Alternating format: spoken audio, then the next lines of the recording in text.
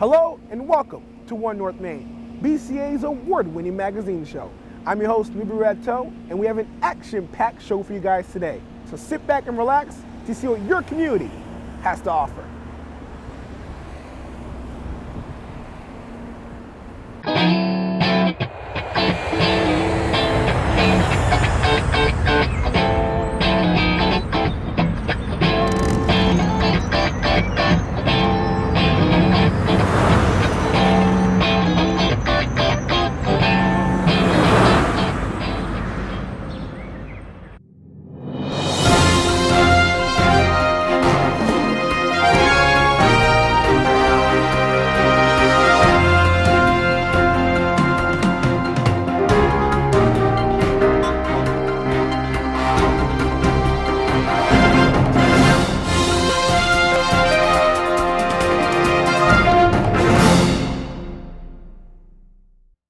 You know, right here on Crescent Street, you can get a taste of many cultures, such as Brazilian food, Haitian food, and even Mexican food. BCA took a tour of these restaurants, and let's just say, it was well worth it. The Chamber of Commerce is gearing up to host their annual Taste of Metro South, which hosts a vast area of local cuisines. One North Main visited a few of the restaurants that are participating in this year's Taste. Belle Époque, a Haitian-influenced restaurant relatively new to Brockton, sat down with One North Main and discussed their ethnic cuisine and how thrilled they are to be part of the event. Belle Époque means the good old days, and we came up with the name because it's very reminiscent of a lot of times when Haitian people are sitting at their dinner table with their families on Sundays and they're reminiscing about back home and life the way it used to be. And normally the conversation would end with them saying, "C'était la belle époque." Those were the good old days. And that's how my mom and I came up with the name.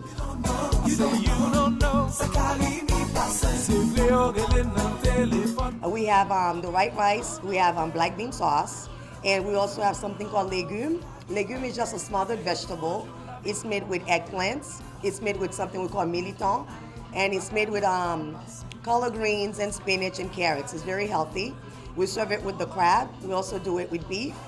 And we also do it plain for those who are vegetarian. We have typical rice and red beans. We have griot, which is fried pork. And we have the fried plantain, which is a typical meal for the Haitian community and for Haitian people. We also call the du riz collé à pois rouge. We call it riz national. That's another word for the rice with the red beans. Also, we have what we call a fritai. It comes with sweet potato. It comes with plantain. We have something called akra, which is a root that we grate and we spice it. And you could have the fritai with the fish, with the beef, or with the pork, and also with goat. We do plenty of desserts. We do pecan pies. We do Haitian cake made from scratch. We have fruit cakes. We have ice cakes.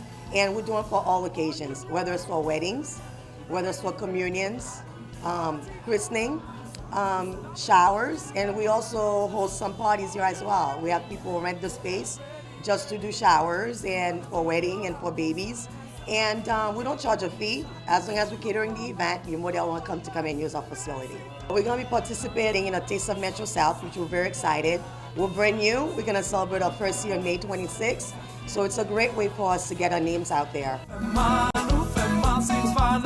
I'm 36 years old, and it is definitely a great accomplishment. I mean, I don't get to see my kids as much anymore, but that's the sacrifice you make when you're a business owner, especially it's our first year.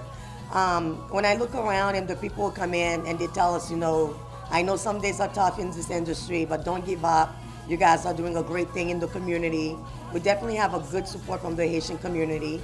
And also we have Cape Verdeans, we have Hispanics, we have all kinds of nationalities to come here and eat. We're welcome to everyone. So give us a call, again, at 508-580-0020, and we're at Belle Époque. And our website is going to be up very shortly as of beginning of April. It's going to be belleepoquefoods.com.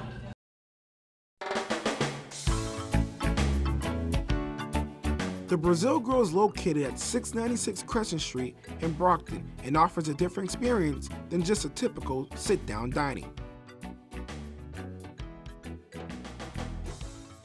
The buffet-style ordering is a great way to sample foods or dishes you may have never seen before.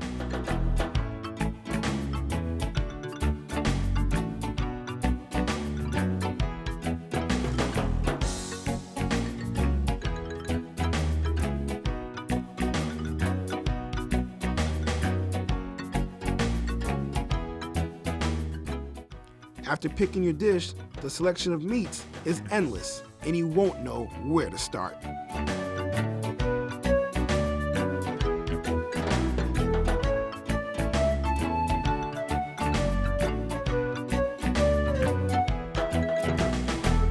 So make your way down to the Brazil Grill and taste a hidden gem in the city of Brockton. If you have a taste for authentic Mexican cuisine, Burrito Wraps is the right place to go. One North Main spoke to owner Alex Perez and how it is to be a successful business owner. We offer authentic Mexican food, and I guess it's hard to define authentic, in a lot of different ways. But the food that I provide, I grew up as a child in Mexico, with the aromas and watching my grandmother and my mother cook and so on and so forth. Grew up in California, where I found other regions from Mexico kind of having their own style of cooking. So it was a little bit foreign to me, though they were still Mexican. Growing up and even now, I think it's kind of the melting pot of flavors. Being part of the community, giving to the community is very, very important. It feels great. Because in today's economy, with everything that's going on, a lot of times you don't have a lot to give. But I also know and understand that there is fundraisers and community events, and there's nonprofits that depend on small businesses as well. So it's part of my job, I feel, that to be part of it. So when you give a little, even though you don't have much to give, it feels great to be recognized. You need to partner with your peers. A lot of what I do, for example, is I visit my other restaurants that are locally. The owners, we chat, we talk to them, and what we do is that we share ideas. Right now, for example, produce is skyrocketing. I may call them and say, hey, where can you get the best price for tomatoes? Where can you get the best price for beef? And we try to help each other out because we know that we have to survive and not necessarily compete. And that's when you begin to realize and understand the value of community. And not only within the people that live here that come to your restaurant, but also within your peers, because you want them to be successful as well. I personally went under the impression that, it's a business, it's nice, you have your own business, and you're going to make money, and everything's going to be great. Being the boss is good, but the advice that I will give anyone is do your homework, have a plan, because there's a lot of expenses that cost money. You got to keep in mind that in order to pay those expenses, you got to be able to sell. And you have to be consistent with your product. Whatever you're selling, you got to be consistent, and you got to be able to know who your customer is and keep them happy. Because no matter what, if you don't do that, the rent doesn't stop from getting paid, the insurance, the employees, and so on and so forth. So you really need to do your homework. You have to have a little bit of knowledge about everything, a little bit about what you do. So a lot of people come to me and say, I would like to, make burritos. I can make a great burrito. Well, that's fine. But in order to do that, you got to know who your tortilla supplier is going to be, where you're going to get your beef, preparing the beef, being in compliance with the stove, with the kitchen that you're going to do it with, being in compliance with the building that you're going to be in with. So there's a lot of things to consider in making that one thing that you do well. Either be, I don't know, even I'm going to say probably being a web designer is probably a bit different. It's probably no comparison. But when you're going to sell a product, you have to really know a little bit about everything. It's the best thing in the world to be your own boss, but it's a lot of work. So we always decorate with some fresh lettuce, always vegetables with a tomato. Oh, looking for you. A little bit of, we put our sour cream.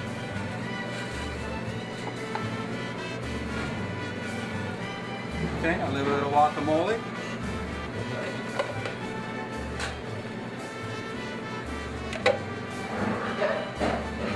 Okay. And then we decorate it and top it off, always making our customers look fancy here. And there is a chili relleno right there, prepared by Donnie, which is what we do every single day. We probably put out anywhere between 50 and 70 dishes, in addition to all the different burritos and tacos that we do. Between fajitas, steak fajitas, shrimp dishes, fish tacos is definitely something that I hope everyone can come and taste. Like I said, Donnie has a special talent for preparing this food, and so far we've done fantastic. So, buen appetito.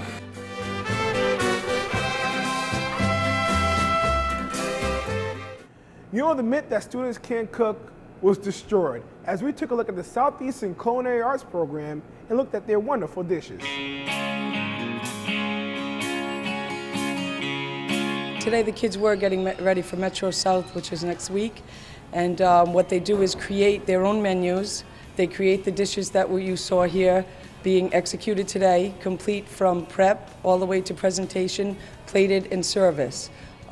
They choose the dishes that would be served in the dining room. They look up the recipes, create the list for shopping or ordering, and then completely execute it.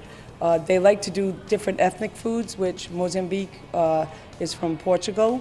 And they have done everything from a Chinese buffet to a Mexican day. They like a lot of different ethnic foods and varieties. They work with anything that you bring in. They will just go right through the menu. They love to work with different herbs, spices, cuts of meat. Today they did a leg of lamb that you saw roasted. They just are like little sponges, and anything that you give them, they take it and they do a wonderful job. There are kids that come into culinary, and today with a lot of processed food and takeout and busy lives, kids really walk into culinary not really knowing a lot, unless few were exposed, but many kids come not knowing a lot, not a lot of information. They go through all of the herbs, different potatoes, different meats, preparing all of this stuff, and it kind of opens up a whole new world for them and develops their palate. So the change is just phenomenal. I mean, it's literally someone that didn't know French fries came from a whole potato when they stepped into the shop to creating a roasted leg of lamb prior to leaving with a full dinner, prior to leaving the shop, including garnish, again, presentation, service, and different styles of serving dinners. So it opens up a whole world for them. They spend time in commercial cooking on the cafeteria side. They spend time in baking and commercial baking. And all of the pastries here are made here on premise. And then they come over to the culinary side when they're older. They get introduced to service here, counter service, waiting on tables, banquet serving when we have the parties. The kids also do all the parties. Right. So they kind of have touched base on almost every aspect from the time they walk in the door at Southeastern till the time they leave Southeastern. They program the computer themselves. Chef Maiden right now is in this colonial room, and she goes over a meeting in the morning with them, and then the kids have to kind of upsell. What is the product? What are they selling? And they have to know what it's made of. They have to have the knowledge. How was it cooked? How was it prepared? And they do. They get excited about that. And you know, and Fridays in here, they turn the room over more than once. It's very, very busy. They really have to keep up with that and have an enthusiasm. It's hard to be in this room if you're not enthusiastic, and they are. Definitely employable. I push them. I am the business side of this, and I know what it takes to keep a job on the outside and be successful in this field. So I hold them to that, and they step right up to that bar. That was my culinary teacher many years ago that encouraged me to just go take the test. I used to cater at the school that I came from, and she's like, just go take it, just go take it. It would be so good for the kids. And finally, at Southeastern ended up working out, and I said, it's kind of now or never, and it was the best thing I did. I absolutely love it here and love the kids. If your son or daughter is a tradesperson and interested in working in any field that they offer here, it is a reality here. When the kids come here, it is similar. You're getting educated, but prepared to go on to secondary and/or a trade when you leave these doors. You are employable or ready for post-secondary education. It's a great place to come. Order up. I cook whatever she gives me. So a lot of people think that culinary is just, about eating food, but it's a lot of hard work and a lot of concentration and just being dedicated to what you do. Everybody has to take their part, and that's how you rise as an individual and as a student. Well, in junior high, I hung around with a lot of the same people, so I wanted to separate myself from the usual crowd, and I wanted to be in culinary, so I chose Southeastern. I'm glad I decided to come here. It helps you become a more independent person, but it is work. It's not a field trip, but it's a good school. They support you and they help you get through, to your senior year. I'm going to Johnson & Wales in September for bacon and pastry and food management.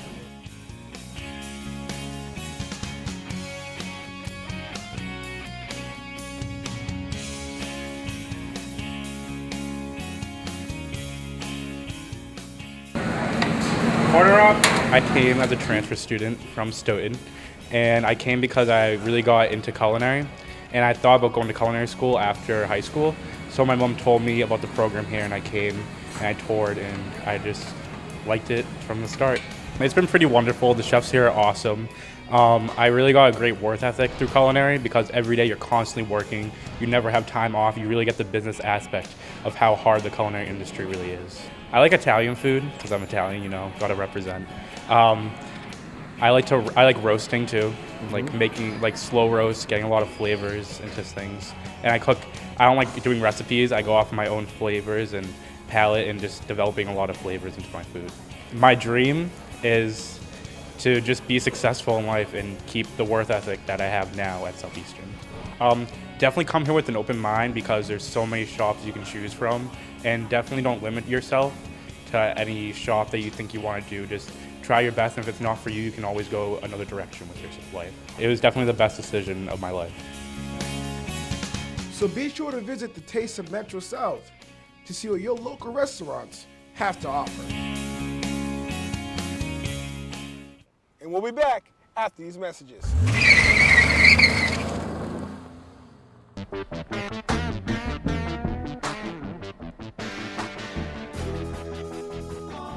Since 1976, the Alliance has represented the interests of community, religious, and charitable groups. The professionals and volunteers at these stations produce and direct over 20,000 hours of new local programming each week, which is more than NBC, CBS, ABC, and Fox combined. When you become a member of the Alliance for Community Media, you have a powerful voice that is heard by local, state, and federal levels. It's the building of communities through media.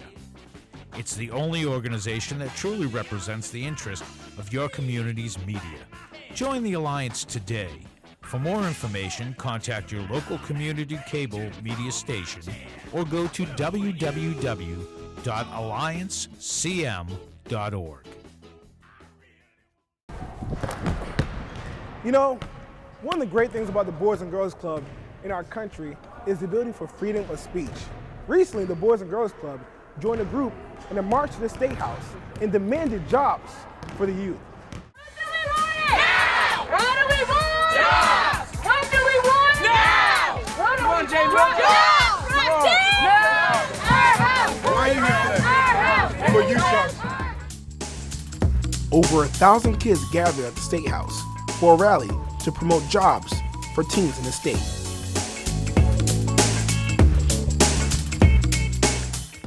Newbie, what we have today is we have about 1,500 kids and advisors coming together for youth jobs funding. This is the youth jobs rally. We have kids throughout the state, and we have a good contingent from Brockton, including Boys and Girls Club kids, My Turn, Baywib, Youth Build, and the Street Outreach Safe Corners program. We're all coming together for a common cause, youth jobs. And what's happening today inside the State House is we're having a rally. One of our kids, Anthony Fowler, will be speaking before a crowd of about 500 about the importance of youth jobs and how it positively impacted his life. Youth jobs save lives.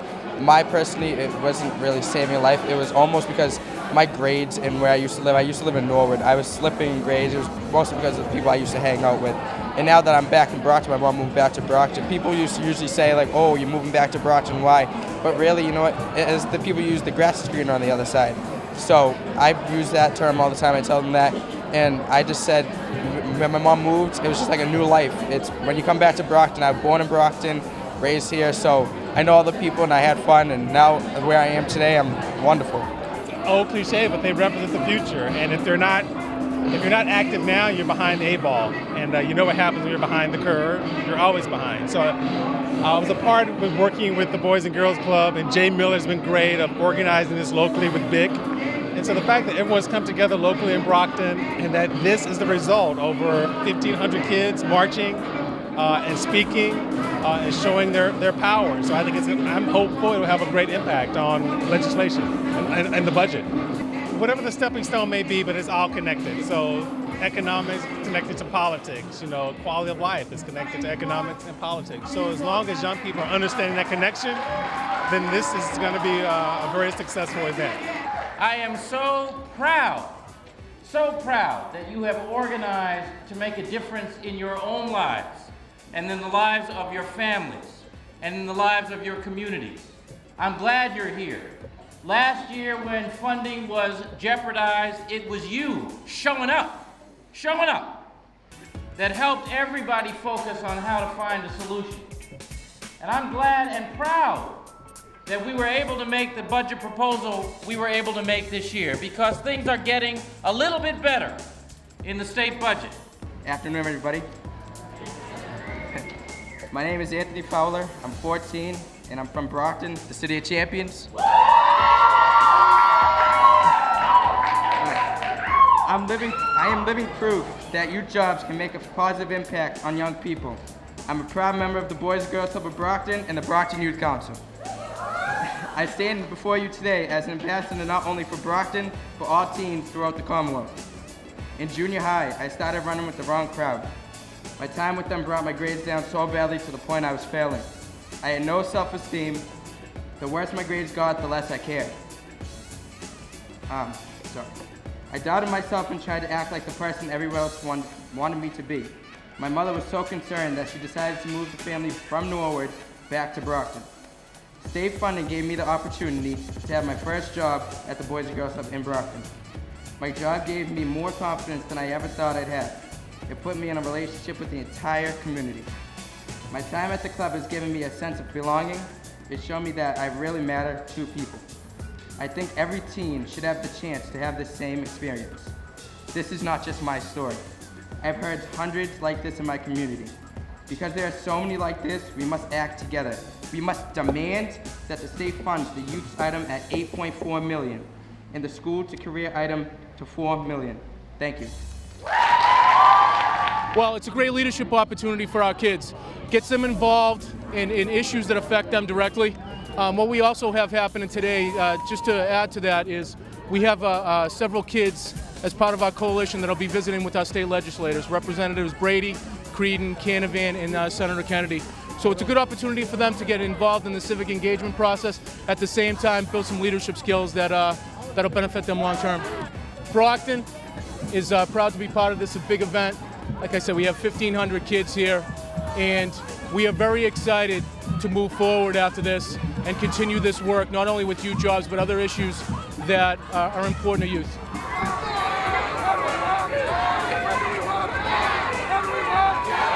We often hear about heroes on TV, but our real heroes are our police officers and firefighters. And sometimes those firefighters make the ultimate sacrifice.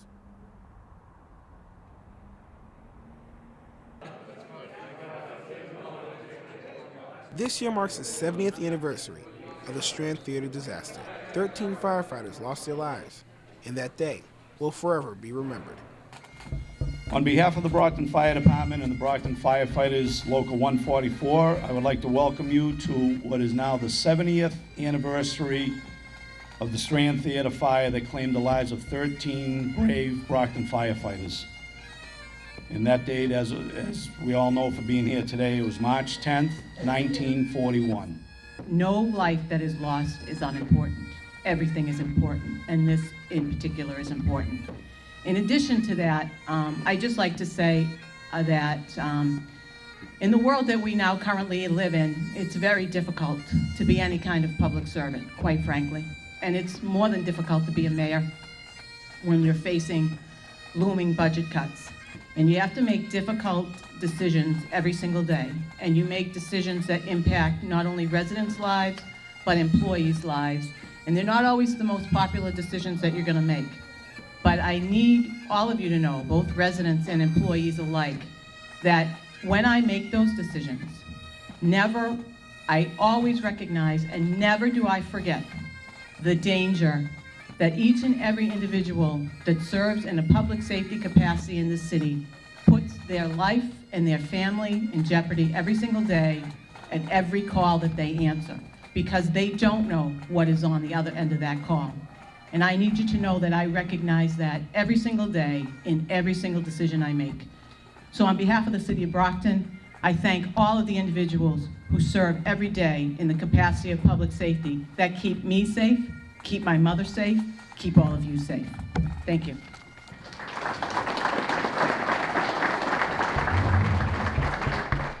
Today's firefighters need to remember that those men are the reason you enjoy the benefits you have today, and the public needs to remember that this type of tragedy can and still does go on across this country almost every day. Unlike today, there was no critical and stress debriefing team to help the survivors through their nightmares. Like the soldiers that would die in the battlefield 6 months later, they dealt with the losses the best they could and honored the dead by moving past that night and continuing with their careers. We honor those men today and reassure their families and ours that if you make the supreme sacrifice, you will not be forgotten. The men that perished that day live on every time a Brockton firefighter responds to the sound of the bell. Thank you, and I now shall read a short poem that Senator Kennedy read at the Worcester fire. It's titled Brother. Brother, when you weep for me, remember that it was meant to be. Lay me down, and when you leave, remember I'll be at your sleeve. In every dark and choking hall, I'll be there as you slowly crawl. On every roof in driving snow, I'll hold your coat and you will know.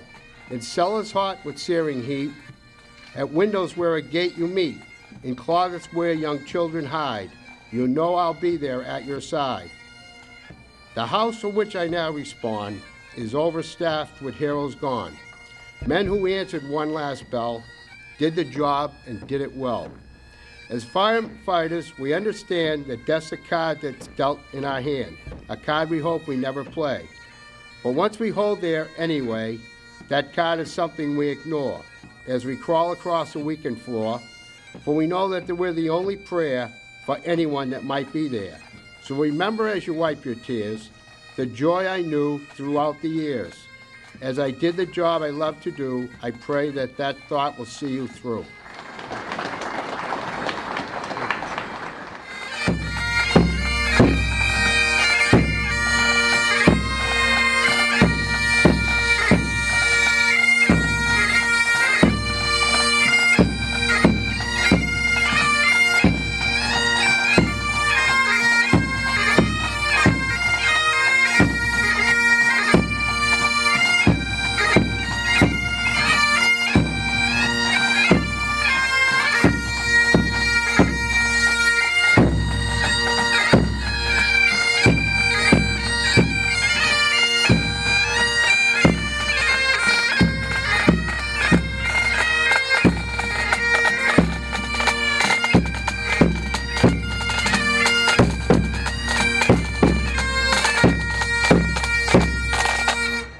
Well, that'll do it for another episode of One North Main.